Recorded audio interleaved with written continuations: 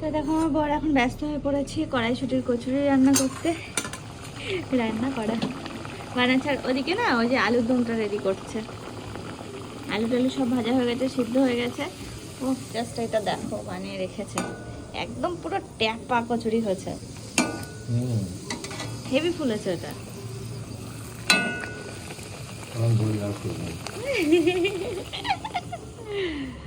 সুন্দর হচ্ছে, সুন্দর